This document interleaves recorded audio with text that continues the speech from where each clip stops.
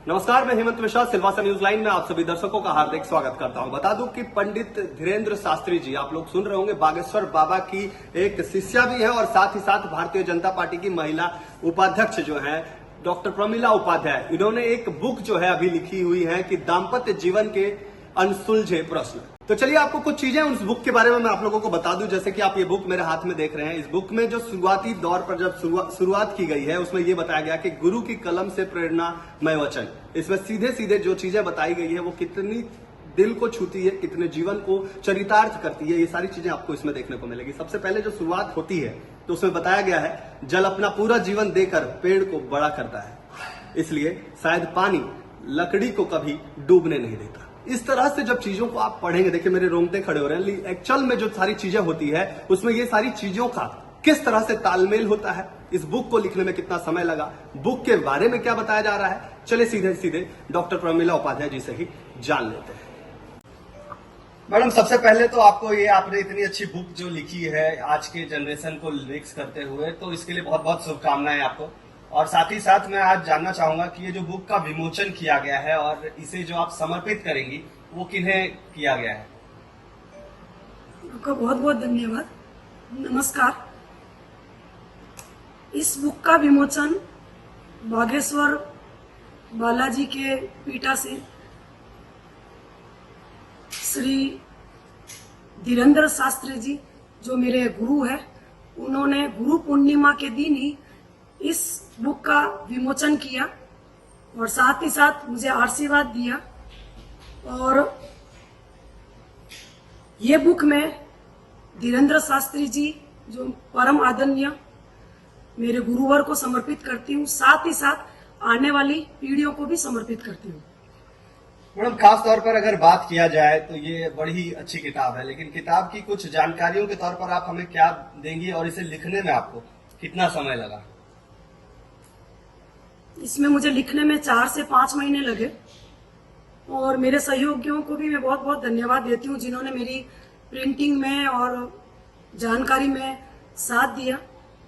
और बुक का नाम आपने देखा होगा, दाम्पत्य जीवन के अनसुलझे प्रश्न, जिसका टाइम पीरियड 4 से 5 महीने रहा है लिखने के पीछे मेरा। और इस बुक में 5 अध्याय है जी। और इस बुक में मैंने 3 पीढ़ियों को उजागर किया है। 3 पीढ़ियों में जैसे मनु भंडारी जी, उनकी समकक्ष अलका सरावगी जी, उनकी समकक्ष प्रभा खेतान को मैंने, उनके उपन्यासों को मैंने चित्रित किया है, जिसमें 3 पीढ़ियों का उजागर हो चुका है जी। मैडम, ये तो आपने सारी बातें और सारी वो जानकारियां दे दी, लेकिन साथ ही साथ जो लोग इन किताबों को पढ़ेंगे, यानी जो आपके पाठक हैं, उन्हें क्या संदेश देना चाहेंगी? थोड़ा विस्तृत में आप इस बारे में अपना प्रकाश डालिए। थोड़ी और मैं जानकारी देना चाहूंगी बुक की, उसके बाद मैं आपको ये बताऊंगी कि मैं पाठकों को क्या संदेश देना चाहती हूँ। पहला तो ये कि आपको पता है, हमारे भारतीय संस्कृति में 16 संस्कार है, उसमें सबसे पवित्र संस्कार माना गया विवाह संस्कार। जो सभ्यता ने, हमारी संस्कृति ने इसको धार्मिक स्थान दिया है हमारे समाज में, और इसको बहुत ही सम्मान से देखा जाता है। और आपको पता भी होगा, स्त्री एक परिवार की धुरी होती है और उसी के समकक्ष उसका पूरा परिवार इर्द गिर्द होता है। और एक स्त्री जब विवाह करके आती है तो एक माहौल को छोड़कर दूसरे माहौल में आकर अपने आप को आत्मसात कर लेती है। अपने ससुराल को, अपने परिवारजनों को, अपने धर्म के सास ससुर को, सभी को, पूरे परिवार को आत्मसात कर लेती है। और अगर एक स्त्री अपने बचपन का और अपने पिता का घर जब छोड़ के आती है तो ससुराल में उसको पूरा सम्मान मिलना चाहिए, ऐसा मेरा मानना है। और दूसरी बात, पाठकों को मैं ये संदेश देना चाहूंगी कि दाम्पत्य जीवन, जो आप बुक का नाम देख रहे हैं, दाम्पत्य जीवन के अनसुलझे प्रश्न, दाम्पत्य जीवन कोई लड़ाई का अखाड़ा नहीं है कि हम बस उसमें दाम्पत्य जीवन में पति पत्नी के झगड़े हुए, पति पत्नी के झगड़े ना हो, उसका सबसे प्लस पॉइंट है उनमें अटूट विश्वास, आत्मीय संबंध, आत्मीय सामंजस्य, आत्मीय तालमेल अगर उनका बना रहेगा तो मुझे नहीं लगता उन दोनों में आपसी झगड़े होंगे। और स्त्री और पुरुष दोनों को ही एक दूसरों का सम्मान करना चाहिए और दोनों को उनकी भावना को समझना चाहिए। एक दूसरों को टीज देने की वजह से टोन ना कसे, उनको समझे। और स्त्री को भी पूरी स्वतंत्रता होनी चाहिए। इसका मतलब ये नहीं कि वो गलत जगह चली जाए या अपने घर परिवार का अनादर करके वो अपने आप को स्वतंत्र समझे। हमें संस्कारों को ध्यान में रखते हुए, हमें परिवार को ध्यान में रखते हुए सभी को देखकर हमें अपना काम करना चाहिए। और मेरा अगर मैं अनुभव बताती हूँ तो मुझे अपने परिवार वालों ने बहुत सपोर्ट किया, तब मैं आज यहाँ तक पहुंची हूँ। और इस जो आज की पीड़ित युवा है, जिसमें दाम्पत्य जीवन के अनसुलझे प्रश्न लिखने का मेरा एक ही कारण था, जिस वजह से आजकल सुनते जा रहे हैं तलाक होना, झगड़े होना, आपस में उनका बनना नहीं, एक दूसरों का सम्मान नहीं करना। तो मैं प्रिय पाठकों को एक ही संदेश देना चाहती हूँ, हमें सबसे पहले अपने विश्वास को कायम रखना चाहिए। एक इस घटना के माध्यम से मैं आपको बताना चाहूंगी, आपने सुना होगा टाइटैनिक जहाज, बिल्कुल अंग्रेजी जहाज की घटना, आपने पूरी पिक्चर देखी भी होगी, मगर इस पहलू को मैं उजागर करना चाहती हूँ जो दाम्पत्य जीवन का सबसे बड़ा उदाहरण है। उसमें यह है कि 9 दंपति उस जहाज में बैठे होते हैं। जहाज तूफानी की वजह से समुद्र में डूबने की कगार पर आ जाता है। तो पति ये सोचता है कि चलो मैं तो डूबू मगर मेरी पत्नी को मैं बचा लूं। तो उसने अपनी पत्नी को बोला कि आप दूसरी नाव में जाकर बैठ जाओ। तो वो पत्नी एक बार तो चली जाती है, उस पानी को देखकर, जहाज को डूबते हुए देखकर चली जाती है। जब वो दूसरे नाव में जाकर बैठती है तो उसके मन में विचार आता है कि नहीं, जिसने मुझे बचाया मैं ही उसको डुबाने जा रही हूँ। तो वापस उस जहाज में वो आ जाती है। तो पति उससे पूछता है कि तू वापस क्यों आई भाई, तुम्हें नहीं आना चाहिए। बोला नहीं, मेरा जीवन आपके बिना अधूरा है, अगर आप ही नहीं रहोगे तो मेरे जीने का कोई मकसद नहीं है। अगर हम मरेंगे तो साथ, जिएंगे तो साथ। इस वजह से ये एक बहुत बड़ा उदाहरण है कि इस तरह का है। जैसे आपने देखा होगा, हमारी आने वाली पीढ़ियों का एक उदाहरण है कि जल हमें जीवन देता है। एक पेड़ को जल के माध्यम से बड़ा किया जाता है।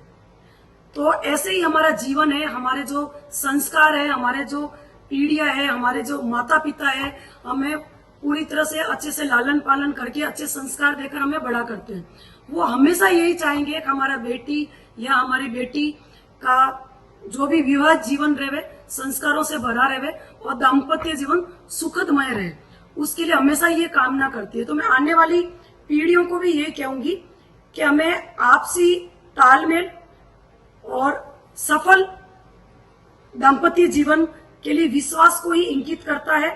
और आत्मीय संबंधों के बिना हम आगे नहीं चल सकते। हमें लड़ाई झगड़ा नहीं करना चाहिए, आपस में सामंजस्य बैठा के दोनों को अपनी समस्या साथ में बैठ के सुलझानी चाहिए। तीसरों को इन्वॉल्व नहीं करना चाहिए। आपस में अगर दोनों के ट्यूनिंग तालमेल अगर सही रहेगा तो मुझे लगता है दाम्पत्य जीवन बहुत सुचारू रूप से चलेगा। झगड़े का तो सवाल ही पैदा नहीं होता। मैं दोनों को ही यही संदेश दूंगी। धन्यवाद। मैडम, ये विचार दाम्पत्य जीवन का आपके पास विचार कैसे आया कि मुझे एक बुक लिखना है और एक संदेश जनता तक भेजना है, ऐसे विचार कहाँ से आए? मैं भी एक नारी हूँ, तो शादी करके जब मैं आई तो मुझे भी इस तरह से सम्मान मिला। हर तरह से मुझे पति का सहयोग, सास ससुर का सहयोग, बच्चों का सहयोग, उसके बिना मैं आगे नहीं चल सकती। बहुत सी मेरी जीवन में समस्या आई, तो उस समस्या को बिना परिवार के सुलझाया नहीं जा सकता। मैं चाहती हूँ, क्योंकि स्त्री के जीवन में परिवार का होना बहुत जरूरी है, तो झगड़े ना करे, आपस में तालमेल बैठा के चले। तब मेरे मन में विचार आया कि जिस तरह का माहौल चल रहा है, इसी वजह से आपने देखा होगा मैंने मनु जी को, अलका जी को, प्रभा जी को लेने का मुख्य कारण मेरा यही है कि वो तीनों पीढ़ियों को उजागर कर रही है। मनु जी जैसे मैंने वेद पुराण को लिया, प्रभा खेतान तो उनमें मैंने महाभारत आ गई, आपके आगे की जो भी उपनिषद है वो आ गया। तीसरा मैंने जो अभी का जीवन हम लोग जी रहे हैं उसमें आ गई अलका सराव की। तो मैंने तीनों पीढ़ियों को रामायण, उपनिषद, महाभारत, वेद पुराण और अभी की सारी बुकों का बहुत गहन अध्ययन किया। उस नतीजे पे पहुंच के मैंने अपने जीवन को भी मैंने भोगा है और इस वजह से मैंने बहुत सी अड़चने आई तो दाम्पत्य जीवन के अनसुलझे प्रश्न को ही मैंने चुना और मेरा बहुत अच्छा अनुभव रहा और मैंने बहुत अच्छा प्रयास किया कि मैं कोशिश करी कि मैंने बढ़िया से बढ़िया लोगों को संदेश दे चुकूं कि दाम्पत्य जीवन गाड़ी के दो पहिए हैं। पति पत्नी एक गाड़ी के दो पहिए, अगर एक पहिया भी टूट जाता है तो दूसरा पहिया चल नहीं सकता। हम दोनों पहियों को साथ लेकर चले, दोनों साथ चलेंगे, दोनों को विचार एक दूसरों का सामंजस्य बैठा के रखे, दोनों एक दूसरों की रेस्पेक्ट करें, तो मुझे लगता है आने वाले पीढ़ियों के लिए भी एक अच्छा संदेश रहेगा। हमें टूटन की स्थिति नहीं रखनी, सबसे पहले हमें अटूट विश्वास और आत्मीय संबंध को समझना पड़ेगा, तभी हमारा जीवन सुचारू रूप से चलेगा।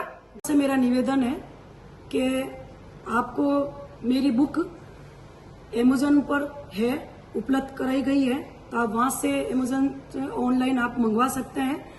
और साथ ही साथ मेरे जितने भी सहयोगी हैं इस बुक के माध्यम से सबका मैं धन्यवाद करती हूँ और खासकर मैं नमन प्रकाशन को धन्यवाद करती हूँ जिन्होंने इस बुक को प्रिंट किया और पुनः सभी का मैं धन्यवाद करती हूँ कि आप ऑनलाइन ये बुक है अमेज़न पर, तो आप खरीद सकते हैं और पढ़ सकते हैं। मैंने अपना पूरा प्रयास किया है लिखने का और बाकी सूदी पाठकों पे छोड़ती हूँ, उनका निर्णय है वो किस तरह से लेते हैं। बाकी मैंने पूरी कोशिश करी है अच्छा लिखने की और बेहतर अनसुलझे प्रश्न को बताने की मैंने कोशिश करी है। धन्यवाद। बहुत बहुत धन्यवाद मैडम। तो ये थी डॉक्टर प्रमिला उपाध्याय जी जिन्होंने बताया कि आखिर हमारे दाम्पत्य जीवन को किस तरह से चीजों ने प्रभावित किया हुआ है और उसे बचाने के लिए, उसे अच्छी तरह से चलाने के लिए और जीवन को जीने के लिए किस तरह की जरूरत होती है। इस बुक में उन सारी चीजों को चरितार्थ किया गया है, लिखा गया है, ताकि जो आने वाली पीढ़ी है उससे इससे संदेश मिल सके। फिर मिलेंगे अगले खबरों में, तब तक के लिए जय हिंद, जय शिवा।